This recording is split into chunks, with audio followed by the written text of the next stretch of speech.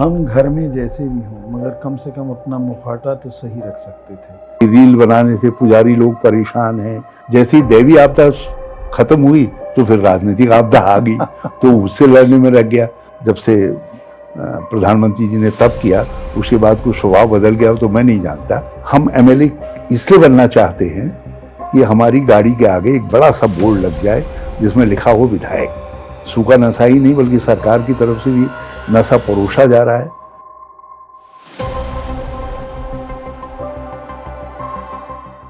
हम आज global news bulletin के बैनर पर माननीय हरीश रावत जी के साथ बैठे हैं।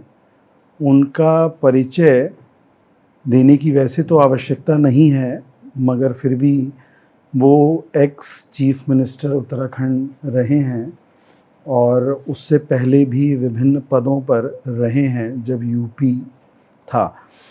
तो आपका जो अनुभव है वो सबके लिए प्रेरणादायी हो। आपके जो विचार हैं वो उत्तराखंड भारत का मस्तक, उसको ताज पहनाने वाले हों।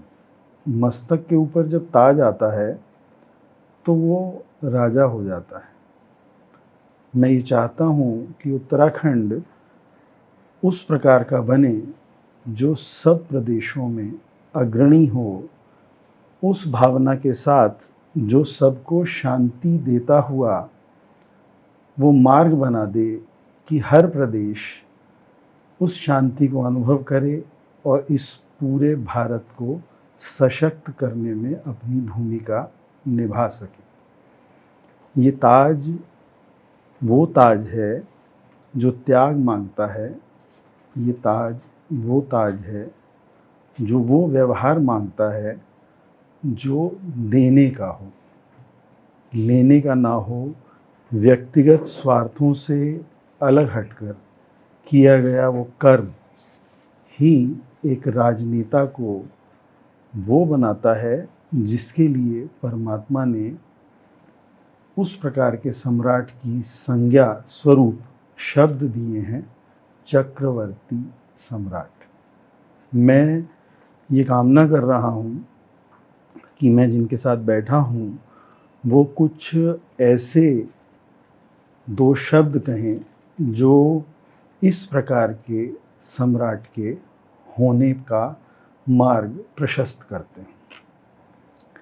आपने पहली बात तो यह मुझे बहुत अच्छा लगा कि ग्लोबल न्यूज़ बुलेटिन में मुझे आने का मौका मिला, और आपने जो इंट्रोडक्टरी वर्ड कहे कि उत्तराखंड राज्यों का ताज बने, एक उदाहरण बने, एक ऐसे राज्य के रूप में विकसित हो जिस रूप में दूसरे लोग उदाहरण दे करके कहें कि हमको भी राज्य को इस रास्ते पे ले जाना है।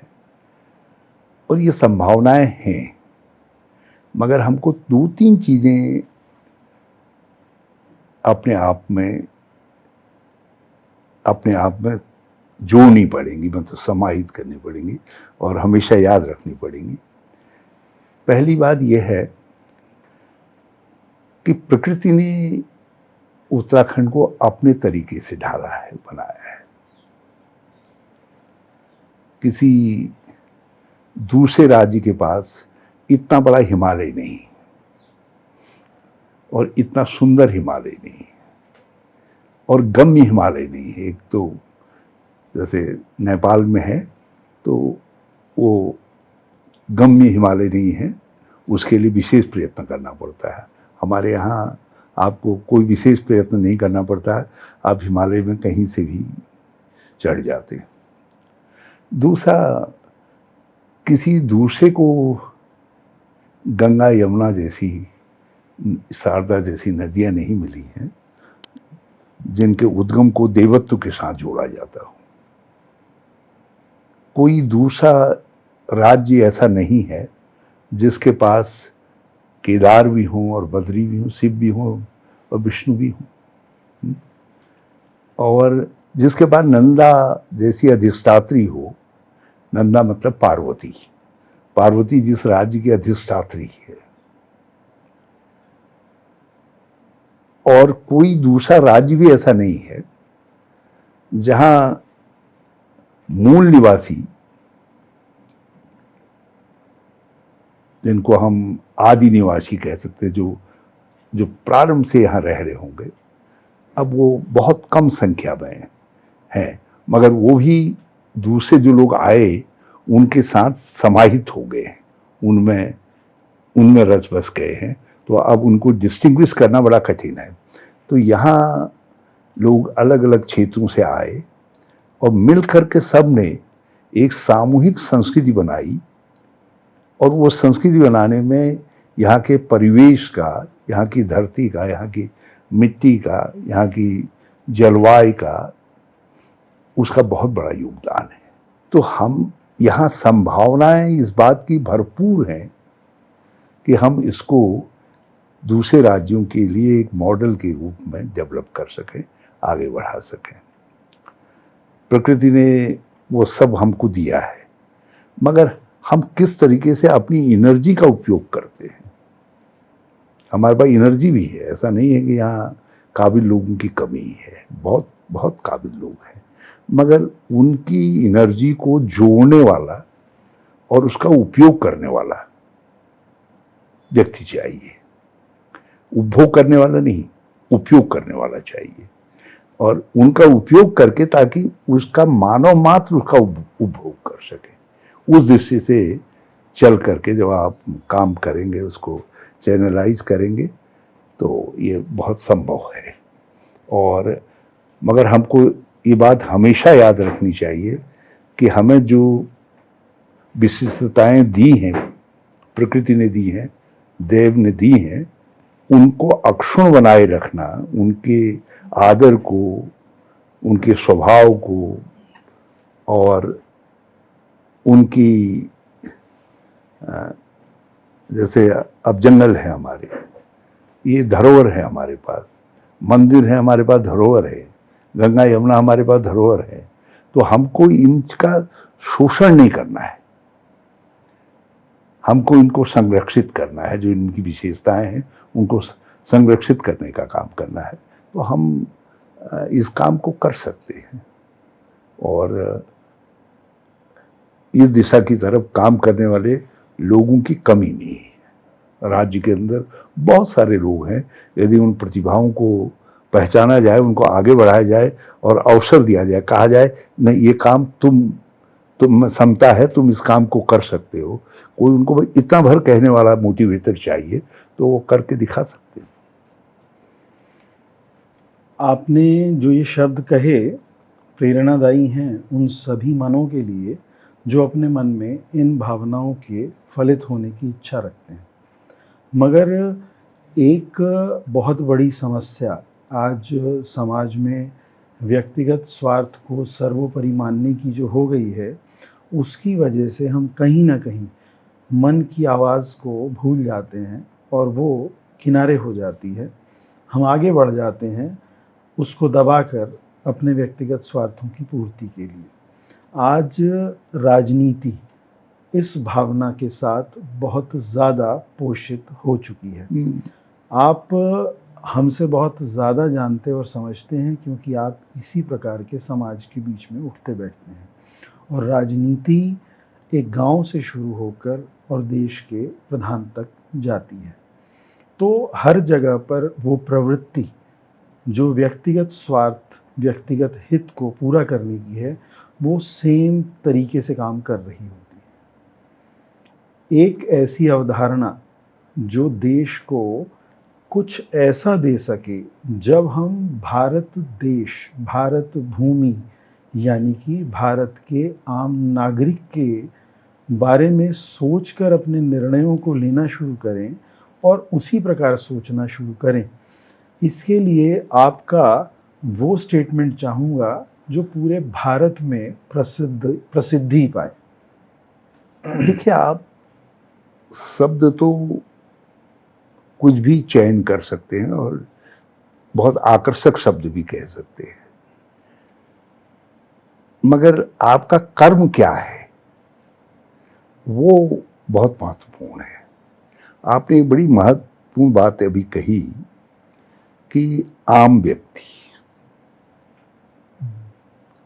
यदि आप अपने को ये समझते हैं आपको अवसर मिला है और उस अवसर का उपयोग आप उस आम व्यक्ति के लिए करना चाहते हैं जो खास की चमक के नीचे दब गया है, जिसकी आवाज़ भी दब गई है, जिसकी आकांक्षाएं भी दब गई हैं और जिसका भविष्य भी दब गया है, तो उसको कैसे आप उकेरें, उभारें, उसको आगे लाएं, ये सबसे महत्वपूर्ण है।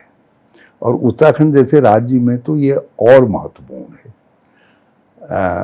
हमने जब इस राज्य की जिन लोगों ने कल्पना की, हम तो राज्य आंदोलन के शुरुआत के दिनों में थे नहीं सम्मिलित इसमें, लेकिन जिन लोगों ने भी इस राज्य की कल्पना की, राज्य बनाने की,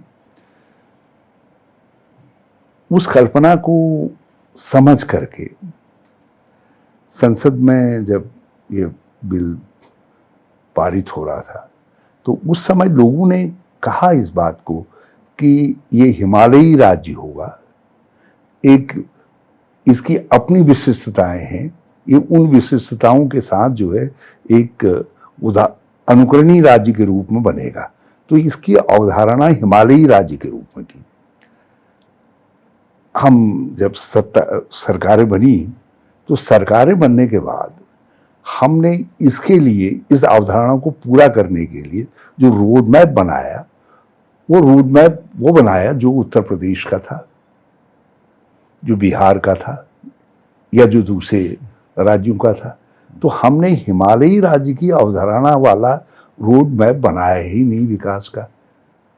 और इसीलिए आज एक बहुत स्पष्ट कंट्रास्ट दिखाई देता है। ऐसा नहीं है कि डेवलपमेंट नहीं हुआ, ऐसा नहीं कि लोगों की आमदनी नहीं बढ़ी, ऐसा नहीं है कि लोग खुशहाल नहीं हुए, ऐसा नहीं है कि जो है राज्य में कोई अच्छा परिवर्तन नहीं दिखाई दे रहा है।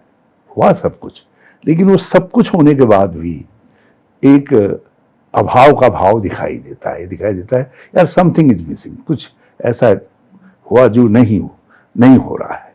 तो और दूसरी बात यह है कि हमने उस मॉडल को, अब उस मॉडल, जब आप वो मॉडल लाए तो उस मॉडल के अनुरूप आचरण करने वाले लोग भी आने लग गए। जो आज डेमोग्राफिक चेंज की बात कही जाती है, जो आज बहुत सारी बातें यहाँ कही जाती हैं, लेकिन ये क्यों हो रहा है? इसलिए हो रहा है क्योंकि आपने मॉडल ही ऐसा बना दिया। तो उस मॉडल के अनुरूप जो है लोग खींचे चले आ रहे हैं उस मॉडल का लाभ उठाने के लिए। यदि आप यहाँ के अनुरूप, हिमालयी राज्य के अनुरूप यहाँ का एक मॉडल बनाते, गवर्नेंस का एक मॉडल बनाते, डेवलपमेंट का एक मॉडल बनाते, आप जो है लीडरशिप अप्रोच का एक मॉडल बनाते, तो फिर ये सवाल नहीं उठते। आज क्या है, हम एमएलए इसलिए बनना चाहते हैं कि हमारी गाड़ी के आगे एक बड़ा सा बोर्ड लग जाए जिसमें लिखा हो विधायक, हमारी गाड़ी के ऊपर एक लाल वो लग जाए टप्पा, और एक हूटर लग जाए जिसको अड़ोसी पड़ोसी की नींद हराम करते हुए मैं बजाते चलूं जो है। तो आज ये भावना नहीं है कि मैं एमएलए बनूं, मेरे पास 10-20 लोग आए, गरीब लोग आए, मैं उनके काम करूं, या किसी गरीब मोहल्ले में जा करके उनसे पूछूं कि मैं तुम्हारे लिए क्या कर सकता हूं। वो भाव नहीं रह गया। आज भाव ये नहीं है कि चुनाव लड़ते वक्त मेरा सेवा का रिकॉर्ड मुझे जिताने का काम करेगा। आज भाव यह है कि यदि मैं चुनाव में जा रहा हूं तो कितने करोड़ रुपए खर्च होंगे। जब करोड़ की बात करते हैं तो मेरा मन डर जाता है कि अब ये राजनीति हमारे लायक रहेगी या नहीं रहेगी है करके। क्योंकि मैं जब ब्लॉक प्रमुख बना था पहले तो 27 रुपये जाते वक्त मेरी माँ ने मुझको दिए थे जब मैं प्रचार के लिए निकला, और 25 रुपया वापस लेकर के आ गया था। 2 रुपये में मैं ब्लॉक प्रमुख बन करके आ गया था। तो आज अकल्पनीय है, ये अकल्पनीय है। मैं ₹1.5 लाख टोटल मिला करके खर्च हुआ होगा। मैं देश की पार्लियामेंट में पहुंच गया, लोकसभा में पहुंच गया। आज अकल्पनीय है ना। आज आज समाज में भी ये धारणा हो गई है, विधायक से लोग अपेक्षा करते हैं कि हमको व्यक्तिगत रूप से क्या देगा, तो उसकी सामाजिक रूप से सोचने की शक्ति क्षीण हो गई है। आज उसको व्यक्ति देखना पड़ रहा है। तो इसलिए हमने जो मॉडल अपनाया यहाँ के लिए, हमसे वही त्रुटि हुई है, वही त्रुटि हुई है। उस त्रुटि को करेक्ट जितनी जल्दी हम करेंगे उतना हमारा भला है। और कहीं ऐसा ना हो कि इतनी लेट हो जाए कि हम फिर वही यूपी और बिहार वाले मॉडल के रंग में रंग जाए। इसीलिए आज अपराध, इस तरीके का अपराध हो रहे हैं जिन अपराधों को सुन करके डर लगता है। अब गैंगस्टर शब्द यहाँ दूर दूर जो ऊपर पहाड़ों में भी हैं, वहाँ भी गैंगस्टर शब्द पहुँच गया है। सूखा नशा आज हमारे देवस्थानों में भी पहुँच गया है। सब तरीके का नशा, नई पीढ़ी जो है नशे के आगोश में जा रही है और हम धकेल रहे हैं उसको। सूखा नशा ही नहीं बल्कि सरकार की तरफ से भी नशा परोसा जा रहा है। शराब की दुकानें ही नहीं खुल रही हैं। अब शराब की दुकान के जो दुकानदार है, उसको लाइसेंस होल्डर है, उसको अधिकार है कि वो 2-3 वेंडर्स नियुक्त कर सकता है। हमने आदमी को ऑथराइज कर दिया है कि वो इतनी बोतल शराब की अपने घर में रख सकता है। मतलब 100 हैं या 50 हैं, कुछ उसको ऑथराइज कर दिया है। मतलब हर घर एक मिनी दुकान के रूप में हो सकता है। तो ये सब चीज़ें हो रही हैं, ये चीज़ें चिंता बढ़ाती हैं। मगर कई लोग इसको जमाने का दस्तूर मान रहे हैं। वो समझ रहे हैं कि नहीं, समय ऐसा ही है और इस समय के साथ लपटना चाहिए। कुछ हम जैसे भी लोग हैं जो समझते हैं नहीं, समय नहीं, हमको इस दस्तूर को बदलना है। तो ये है, देखिए, देवभूमि उत्तराखंड, इस नाम को सुनने के बाद जो प्रतीति, जो फील, जो भावना हमारे मन में पैदा होती है, हम घर में जैसे भी हों मगर कम से कम अपना मुखौटा तो सही रख सकते थे। मगर हमने आज जो आपने जिक्र किया तो मुझे कहना पड़ रहा है, पूछना भी पड़ रहा है और कहना भी पड़ रहा है। माफ़ी चाहूँगा, मैं कहने वाला नहीं हूँ आपके सामने, मगर क्योंकि बैठा हूं तो कहना होगा कि ये वो बोतलें जो मॉडल के स्वरूप में इन्होंने जगह जगह लगा दी हैं, ग्लो साइन होर्डिंग्स के तौर पर लगी हुई बॉटल्स हैं, जो ये उत्तराखंड में किस देवभूमि उत्तराखंड को प्रदर्शित कर रही हैं। जिस समय वो यात्री प्रवेश करता है उत्तराखंड में तो वो बोतलें उसे दिखनी शुरू हो जाती हैं और उसके मन को मोहित करने लगती हैं। अगर वो घर से इस भावना के साथ भी आया होगा कि मुझे कम से कम वहाँ जाकर तो ये नहीं करना है, वो उसको आकर्षित करती हैं, मोहित करती हैं उसको, और वो उसमें तब्दील हो जाता है। लगातार देखते देखते उसका मन बन जाता है तो वो बदल जाता है। अभी कुछ समय पहले यहाँ पर एक खारासूद पार्किंग है, वहाँ पर जो भी व्यवस्था आई वो सब अपनी जगह है, मगर उसके बारे में कुछ ऐसा स्टेटमेंट मुझे सुनने को मिला कि यहाँ का युवक रायवाला तक जाता है इस वजह से ये यहाँ पर होना प्रासंगिक है, कि होना चाहिए युवकों की सुरक्षा की दृष्टि से। तो युवकों की अगर इतनी ही सुरक्षा इसी भावना से करनी है तो होम डिलीवरी भी होना आवश्यक है, फिर इंजेक्शंस की अवेलेबिलिटी भी घर तक होनी आवश्यक है।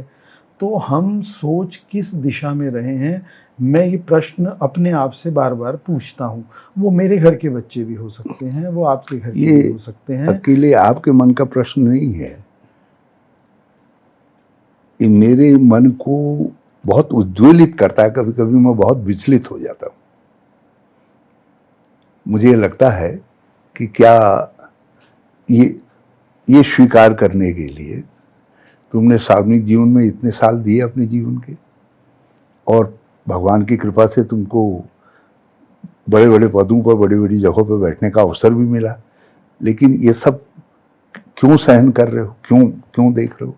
लेकिन है, आज दिक्कत ये हो रही है कि हम समय की चकाचौंध के साथ ये भूल जा रहे हैं कि हमारी जो मूल शक्ति है वो खत्म हो रही है। हमारी मूल शक्ति थी, जो अभी आपने कहा देवस्थान की अनुभूति होती है। उत्तराखंड का मतलब देवभूमि, तो ये हमारी शक्ति है। इसके कारण लोग इसके मिट्टी को भी, इसके पत्थर को भी, इसके पानी को भी, जिसमें सीवर का पानी भी जाता है, सब जाता है, लेकिन उसको लोग जो है उसका एक आत्मन भर के पीने के बाद ये समझते हैं कि मेरा जन्म जो है सार्थक हो गया है। ये भावना कैसे, कहाँ से आती है? इसलिए आती है क्योंकि लोगों को ये है, ये देवभूमि है। हमारी शक्ति भी वही थी, हमारा स्रोत भी वही होना चाहिए था, आय का, आचरण का, हमारे दूसरी चीजों का। लेकिन हम शब्दों में तो हैं देवभूमि, लेकिन आचरण में हम बिल्कुल विपरीत वो कर रहे हैं। हम इस होड़ में फंस गए हैं कि कितने लाख यात्री आ जाएंगे। अब ये नहीं सोच रहे हैं कि इन यात्रियों के, जब मैं मुख्यमंत्री था, मैंने हेली कंपनीज को 1/3 कर दिया, मतलब कम कर दी उनकी सर्विसेज जो है, क्योंकि मैं हेलीकॉप्टर से जाने को वो नहीं करता था। मैं चाहता था लोग पैदल जाएं। जब पदयात्रा करते हुए लोग जाते थे तो एक तीर्थ करने के बाद वो अपने जीवन को बिल्कुल सार्थक मानते थे। हज में व्यक्ति जाता है, वो पैदल जाता है, एक तपस्वी की तरीके से जाता है। जब वो हज करके आता है तो जिंदगी भर हाजी कहलाता है और उसके आचरण में बहुत बड़ा परिवर्तन आ जाता है। तो हम चाहते थे कि हमारे वहाँ देवस्थानों में जो आए, देव दर्शन करने के बाद उनके जीवन में एक बड़ा भारी परिवर्तन आता था पहले। आज वो परिवर्तन नहीं आ रहा है।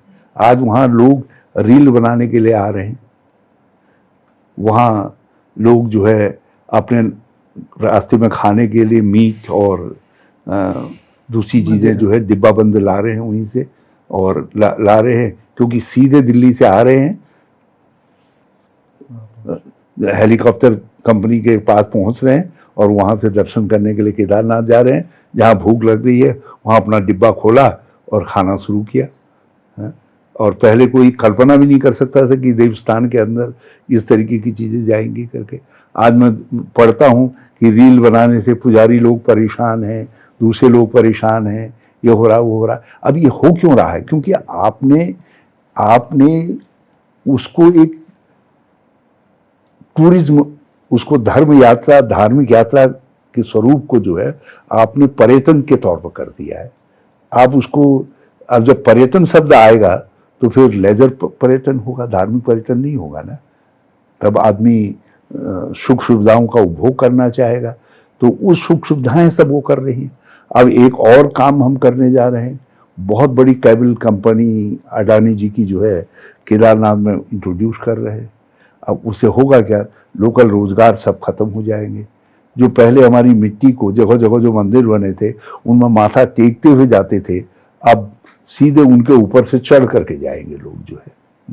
अब कौन रास्ते में कौन होगा जो हमारे पंच प्रयागों की पूजा करेगा? आप पंच प्रयाग, धीरे धीरे एक समय ऐसा आएगा कि पंच प्रयाग शब्द जो है इतिहास की किताबों में देखनी पड़ेंगी। पंच प्रयाग खत्म हो जाएंगे, क्योंकि पहले पंच प्रयाग का मतलब था जो यात्री आता था वो इन सब जगह स्नान करते हुए, दर्शन करते हुए भगवत भाव से जाता था वहाँ। आज भगवत भाव तो खत्म हो गया। दिल्ली में शाम को बैठे गाड़ी में, सुबह पहुँच गए, यात्रा करके रात को जो है दिल्ली पहुँचे। उन्हें कहा बड़ी थकान हो गई है, लाओ कुछ कॉस्ट निकालो, अपना 2-4 पैक ले लिए। तो भगवान जी तो घर आते आते थे विस्मृत हो गए। बस केदार यात्रा कराए, ये जुड़ गया, बाकी तो कुछ नहीं है। तो ये जो हमने देवभूमि के साथ संयम और नियमों का, या देवभूमि के साथ आचरण की व्यवस्था का जो वो होना चाहिए था, वो खो दिया। हम कहते लोगों से नहीं, जो यात्री आ रहे हैं उनको 2 दिन यहाँ रहना पड़ेगा, आपको इन स्थानों पर कैंप करना पड़ेगा, उससे यात्री की भी सुविधा होती, सुरक्षा होती। आज सीधे आ रहा है आदमी, एक्लेमेटाइज हो नहीं पा रहा है, और सीधे आकर के केदारनाथ की ऊंचाई में जा रहा है, और वहाँ जाकर के ज़रा ठंड मौसम गड़बड़ा है तो उसकी जान पर बन जा रही है। पिछले साल शायद 60-70 से ज़्यादा लोग जो है इससे हृदयघात से उससे मर गए। भगवान करे इस बार वो स्थितियाँ ना आए, लेकिन ये स्थितियाँ पैदा हो रही है। तो ये सब चीज़ें ऐसी हैं जो चीज़ों के प्रति हमारी अप्रोच क्या होनी चाहिए थी, उस अप्रोच पर डिपेंड करता है। हमारी अप्रोच गड़बड़ा गई है, और मैं आपके शब्दों को सुनने के बाद थोड़ा सा कंट्रोल्ड फील कर रहा हूँ। नहीं तो मैं बड़ा शुद्ध होता हूँ कभी कभी, जब एकांत में इन बातों को सोचता हूँ कि ऐसा क्यों हो रहा है करके। आपके मन की व्यवस्था को निकालने के लिए ही चेतना ने शायद ये व्यवस्था की है। आपके मन में वो व्यवस्था है जो समाज को वो चीज़ दे सके जो वास्तव में डिज़र्व करती है इस स्टेट के इस पर्टिकुलर क्षेत्र को। मैं आपसे एक बात और इस विषय में कहना चाहूँगा, जिसका उत्तर आप ऐसा दीजिएगा जो सब मनों को आश्वस्त करे। Tourism versus real tourism. अब एक तो वो टूरिज्म है जिसका प्रमोशन ये बॉटल्स भी कर रही हैं, तपोवन क्षेत्र है। देखिए, टूरिस्ट सब प्रकार का आएगा जब बात टूरिज्म की होगी, मगर रियल टूरिज्म वो है जहाँ पर हर चीज़ के व्यवस्थित उपयोग की व्यवस्था। हम किसी चीज़ के लिए मना तो नहीं कर रहे हैं और कर सकते भी नहीं, अभी की जो स्थिति है, भविष्य में बनेगी तो ज़रूर करेंगे, मगर उसको इस प्रकार से व्यवस्थित तरीके से पेश होना, और वो रियल टूरिज्म जो धार्मिक भावना को भी आहत ना करे। दूसरा एक मुख्य विषय, शराब बेचने से कमाई या टूरिज्म डेवलपमेंट से कमाई, दोनों को अगर अलग अलग करके रखें तो क्या टूरिज्म इस पर हावी नहीं हो सकता? इस प्रकृति से लबालब भरे हुए क्षेत्र में हम विदेशों में जिन जगहों पर सेल्फी लेते हैं उसका प्राइस होता है $10, $15, $20, यानी कि 1000 रुपये, 1500 रुपये, 2000 रुपये। यहाँ पर उससे बहुत बहुत ज़्यादा व्यवस्था मौजूद है, और हम उसका दोहन उस व्यवस्थित रूप में क्या नहीं कर सकते अपनी स्टेट की आमदनी के लिए? एक एग्जाम्पल दे रहा हूँ। इतना सुंदर भाव अगर यहाँ पर आप उस नशे को रोक कर भी अगर व्यवस्था दें तो पारिवारिक लोग बहुत आनंद से यहाँ आना चाहेंगे, उस भाव के साथ आना चाहेंगे जहाँ पर वो प्रकृति का आनंद भी लें, परिवार के साथ भी हों। अव्यवस्था जहाँ नहीं दिखती वहाँ निश्चिंतता होती है, वहाँ पर एक आम व्यक्ति अपने आप को कंफर्टेबल महसूस करता है, सुरक्षित महसूस करता है। तो क्या आमदनी वो वाली, या इस आमदनी में गुंजाइश है बढ़ने की जो उसे ओवरलोड करे? देखिए, आमदनी बढ़ नहीं रही है। पहले जो यात्री आता था वो परिवार के साथ आता था और 7-7, 8-8 दिन के लिए आता था। वो इस देवभूमि से लिपट जाना चाहता था, जितने दिन ज्यादा रह जाऊं। वो हमारे धर्म स्थलों के साथ उसका एक भावनात्मक लगाव पैदा होता था। आज हमने इतना इस तरीके का वो बना दिया है कि वो लगाव खत्म हो रहा है। जो 7 दिन रहने वाला था अब वो तो दूसरे दिन ही वापस हो जा रहा है, और सब कुछ दिल्ली से ला रहा है। यहाँ खाली बोतलें या खाली उसके खाए हुए उसके वो कूड़ा जो है यहाँ छोड़ करके जा रहा है। आप तो ऋषिकेश में हैं, आपका चैनल भी ऋषिकेश में है, आपकी ज़िंदगी यहाँ बीती है। क्या आपके मन में भाव नहीं आता कि जहाँ से देवप्रयाग से गंगा, जैसे ही गंगा थोड़ी आराम शकून में आती है तो हम वहाँ से हमने गंगा का इतना ज़्यादा दोहन कर दिया है, एक दिन गंगा को पहचानना मुश्किल हो जाएगा, त्रिवेणी में गंगा को पहचानना मुश्किल हो जाएगा। आज से पहले त्रिवेणी का जल सबसे पवित्रतम और शुद्ध जल होता था। आज वो क्वालिटी नहीं रह सकती है। बड़ी बड़ी अट्टालिकाएं दोनों तरफ बना दी हैं। ये अट्टालिकाएं किनकी हैं? लोकल व्यक्ति को तो, स्थानीय व्यक्ति को, जिसके नाम पर हम ये सब डेवलपमेंट कर रहे हैं, उसको तो खुरचन मिल रही है केवल, मगर वो खुरचन में इतना आनंदित है, वो ये भूल जा रहा है कि मेरी धरती का, मेरी मिट्टी का कितना बड़ा शोषण हो रहा है। बड़ी बड़ी अट्टालिकाएं बन गई हैं, बड़े बड़े होटल्स बन गए हैं और उनमें स्थानीयता का बिल्कुल अभाव है। अब जिन लोगों ने करोड़ों की कीमत से वो होटल बनाए हैं तो वो उसका ब्याज सूद सहित वसूल करना चाहेंगे। How can I stop them? ये कोई चीफ मिनिस्टर कैसे रोक लेगा? वो स्कॉच भी परोसेंगे, वो दूसरी चीज़ें भी परोसेंगे, वो कल जो है और चीज़ें भी अलाउ करेंगे, वहाँ गेमिंग अलाउ करेंगे।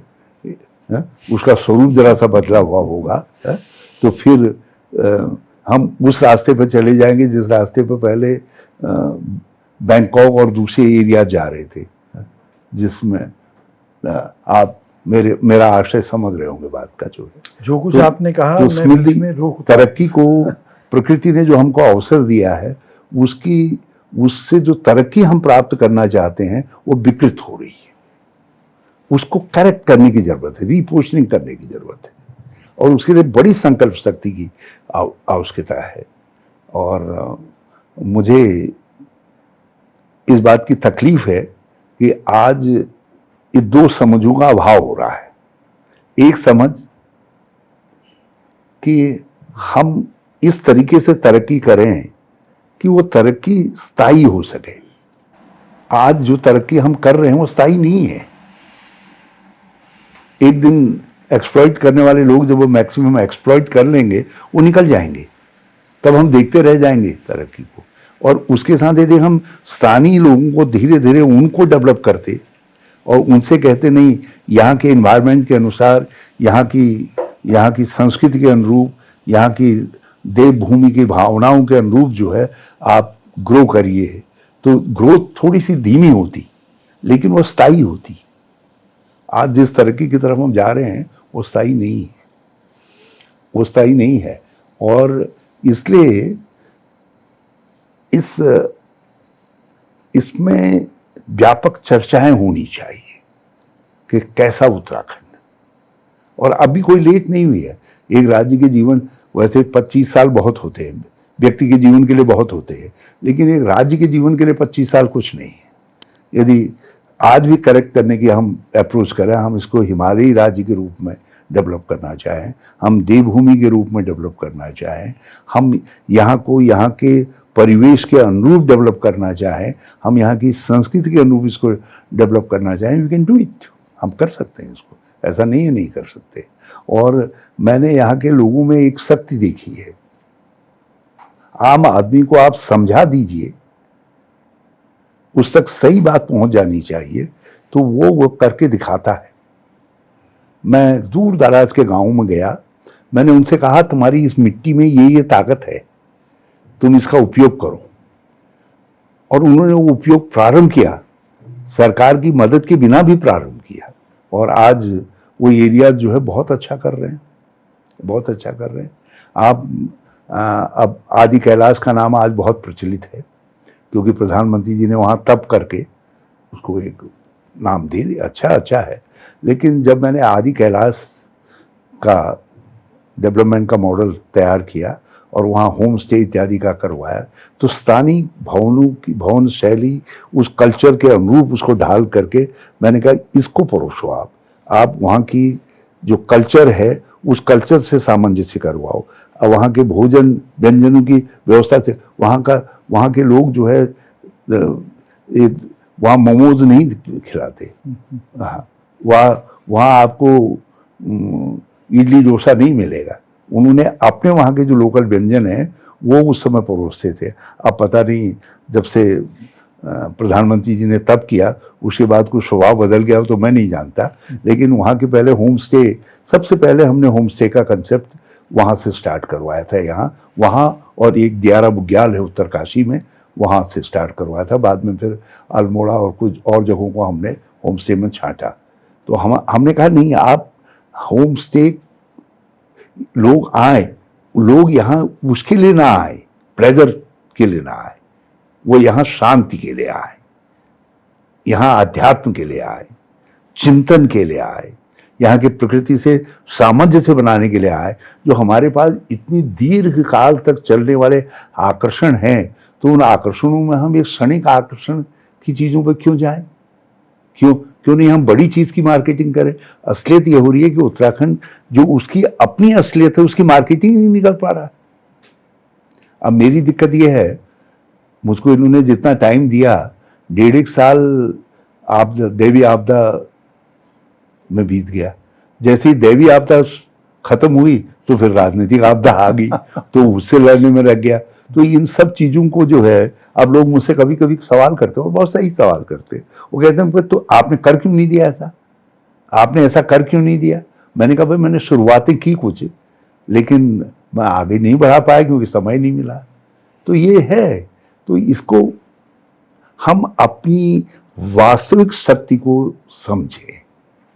उत्तराखंड की वास्तविक शक्ति क्या है? जिस दिन हम उसको समझ करके उसको डेवलप करने लग जाएंगे, जैसे व्यक्ति है ना, व्यक्ति के अंदर एक परमाणु बम से भी ज्यादा शक्ति है व्यक्ति के अंदर। जब वो व्यक्ति अपनी उस शक्ति को रियलाइज करता है तो फिर वो सामान्य से असामान्य वो ऊंचा हो जाता है। तो हमारे उत्तराखंड में भी बहुत शक्ति है, मगर हम उस शक्ति को पहचान करके उसको डेवलप नहीं कर रहे हैं। हम दूसरों का अनुकरण कर रहे हैं, उसको ले रहे हैं, उस मॉडल को यहाँ ला करके, कभी कोई कहता है कि साहब ये मॉडल ठीक है, तो हमने उस मॉडल को ट्राई कर रहे हैं, कभी कोई दूसरे ने दूसरा मॉडल बता दिया वो ट्राई कर रहे हैं, और इसमें हम अपना मॉडल, स्वाभाविक मॉडल खो रहे हैं।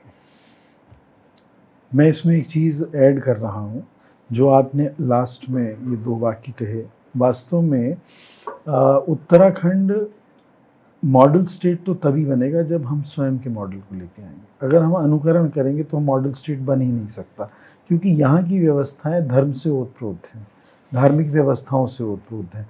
आपका सब कहा हुआ एक तरफा वो सत्य है जो होना ही चाहिए, और आप करने में सक्षम हो, ये मैं प्रार्थना ज़रूर करूँगा।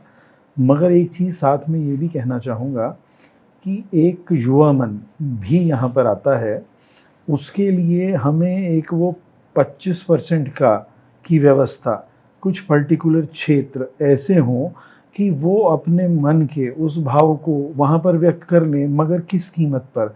न सफ़ेद, न गोल्डन, न वो अव्यवस्था जो यहाँ पर अब पनप चुकी है। उसके लिए एक बहुत विशेष प्रयास चाहिए होगा, वो उस स्तर तक आ चुकी है। यहाँ का जो युवक युवती कह रहा हूँ, मगर आप समझ रहे हैं मैं क्या कह रहा हूँ, हमें रोकना ही होगा, क्योंकि वो विषय अगर आगे बढ़ गया, जो बढ़ तो चुका है, मगर उसे रोका जाना बहुत ज़रूरी है।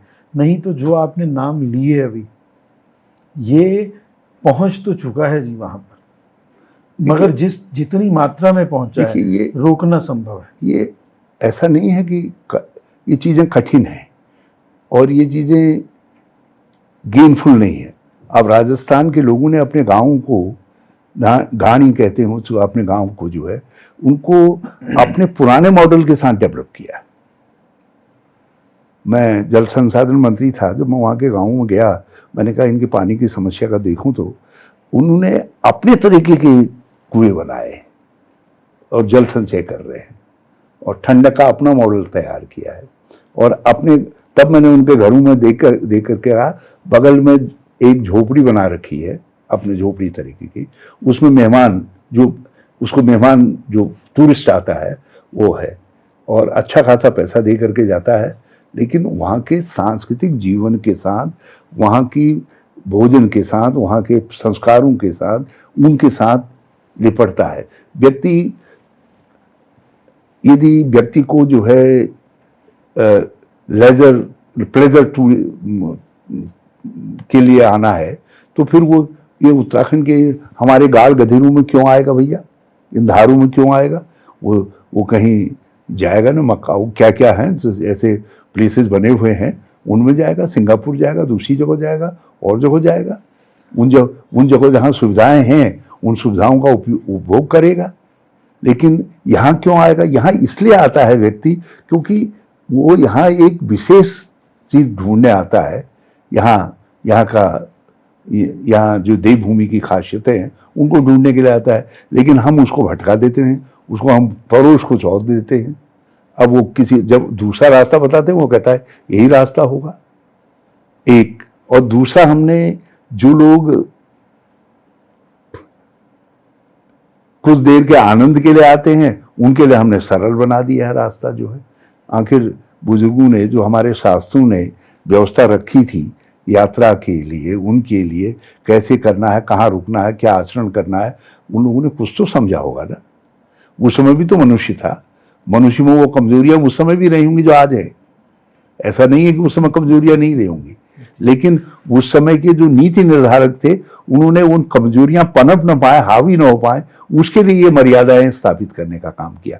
हमने उन सारी मर्यादाओं को बलाए ताक रख दिया और उसकी जगह पर आपने एसओपी तैयार कर दी, स्टैंडर्ड ऑपरेशनल प्रोसीजर तैयार, और उसमें जो है सब बहते जा रहे हैं। इससे जो अवधारणा थी हमारे राज्य की वो खंडित हो रही है। मैं जो आपसे सुनना चाह रहा था, मैं महसूस कर रहा हूं कि वही सब आपने कहा भी है, और मैं इसका समर्थक। एक बात और आपसे कह दूं, यदि हम अपने मॉडल के रूप में, जो मॉडल होना चाहिए था, जिस मॉडल की कल्पना पार्लियामेंट ने की, हिमालयी मॉडल की, और जिस मॉडल को हमारे लोगों ने वर्षों संकलित करके रखा, छोटे रूप में सही, छोटी यात्राओं के रूप में सही, किसी रूप में लाखों नहीं आते होंगे, हजारों आते होंगे, लेकिन जिस मॉडल को रखा वो मॉडल सस्टेनेबल था। आज का मॉडल जो है ये क्षणभंगुर है, ये 4 साल 6 साल में हमको धोखा दे जाएगा और हम तब देखते रह जाएंगे। तो इसलिए जब हम अपने तरीके के मॉडल पर चलेंगे तो ऐसा नहीं है कि लोगों की आमदनी नहीं बढ़ेंगी। जो 2 साल में समझ रहा है कि मैं करोड़पति हो जाऊं, उसको हो सकता है उसको 5 साल लग जाए, लेकिन होगा यदि उसके संकल्प है, उसके लिए रास्ता निकलेगा। आज तो यह है कि केवल कल्पना है, होगा नहीं होगा करोड़पति, ये संदेशप्रद है। तो इसलिए हमको, मेरा इस बात में दृढ़ निश्चय है कि यदि हमारे लोग अपना मॉडल डेवलप कर रहे हैं उत्तराखंड का, तो हम बहुत तरक्की कर सकते। देखो हिमाचल ने, अब तो हिमाचल में भी कुछ विकृतियां आ रही हैं, लेकिन हिमाचल की असली ताकत यह है उन्होंने अपना मॉडल ऑफ गवर्नेंस बनाई। जबकि हमारे पास, हमारे तो एक केदारनाथ ही जो है, कई हिमाचल बना सकते हैं। एक केदारनाथ जी, एक हरिद्वार कई लोगों के विकास का द्वार खोल सकता है। लेकिन क्या है, हिमाचल ने अपना मॉडल, अपनी जमीन की ताकत को समझा, अपनी बुनियाद की ताकत को समझा, इसलिए आज हमसे बेहतर अर्थव्यवस्था है, बेहतर संतुष्ट लोग हैं हिमाचल के लोग। हमारे सिक्किम अभी आया भारत के अंदर, हमसे कुछ साल पहले राज्य बना, इंदिरा जी ने राज्य का दर्जा दिया उसको और हिंदुस्तान में सम्मिलित करवाया। वो सिक्किम आज छोटे राज्यों के लिए डेवलपमेंट का मॉडल बन रहा है। उन्होंने अपनी ताकत को पहचाना, अपनी मिट्टी की ताकत को पहचाना। वहाँ का टूरिज्म जो है, फूलों के आकर्षण के लिए गंगटोक में लोग जाते हैं, एक सब हर घर के में जो है फूल के झालरें, झालरों के तौर पर फूल लटके हुए रहते हैं। लोग साहब, उसने कहा किस तरीके के फूल को देखना चाहेंगे, उसमें देखते हैं लोग हम इस फूल वाले को करेंगे तो उस गली की तरफ को जो है वो तो उनका गाइड लेकर के जाता है। तो उन्होंने अपना डेवलपमेंट का मॉडल दिखाया। आज आज नॉर्थ ईस्ट के राज्यों में सबसे संतुष्ट राज्य जो है सिक्किम है जो है। तो ये हमको अपना मॉडल ऑफ गवर्नेंस ढूंढना बनाना चाहिए, अपना मॉडल ऑफ डेवलपमेंट ढूंढना चाहिए। और कोई लेट नहीं हुए उसके लिए, कोई ये हरीश रावती करेगा या सूरवीर सजवान करेंगे ये कोई आवश्यक नहीं। इसको कोई भी कर सकता है, जिस पर जनता का विश्वास हो वो करें, मगर वो करें जो इस राज्य के लिए आवश्यक है।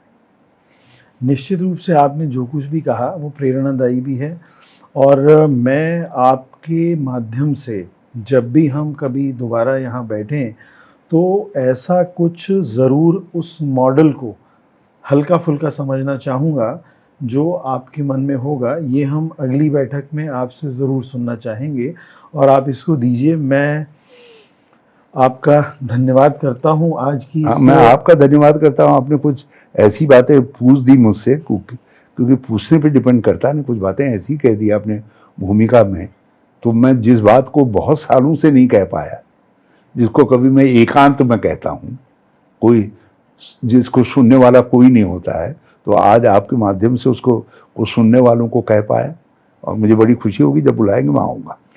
और मैं आज के लिए आपको धन्यवाद देता हूँ, और आप हमेशा इसी भावना के साथ, उत्तराखंड के लिए तो आपने आज बात की, मगर मैं ये ज़रूर चाहूँगा कि ये भारत है मेरा, मैं इस भारत के लिए भी आपके कुछ विचार ज़रूर सुनना चाहूँगा अगली मुलाकात में, कि कुछ ऐसा कहें जो वास्तव में भारतवर्ष के लिए अनुकरणीय हो, आदर देने वाला हो उन व्यवस्थाओं को जो वास्तव में भारत को नालंदा विश्वविद्यालय वाली परंपरा, और पुरानी बात कर रहा हूँ, आज उस स्थिति की आवश्यकता ही नहीं है। आज भारत को अगर आवश्यकता है तो उस शक्तिशाली भारत की आवश्यकता है जो भिक्षुओं का ना होकर शांति प्रदाता, ताकतवर इंडस्ट्री के मामले में हो, जो पूरे भारत को। मैं एक छोटा सा उदाहरण, इराक न ईरान इतना रिलीजियस लगता है,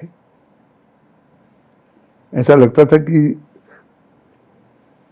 धर्मांधता ने उसके समाज को जकड़ करके रख दिया है, लेकिन उन्होंने अपनी ताकत के बल पर आधुनिकता का समावेश करके उसमें इतनी बड़ी ताकत पैदा कर दी कि आज अमेरिका जो सुपर पावर को जो है कुछ समझ ही भी नहीं आ रहा है इसको कैसे कंट्रोल किया जाए करके है।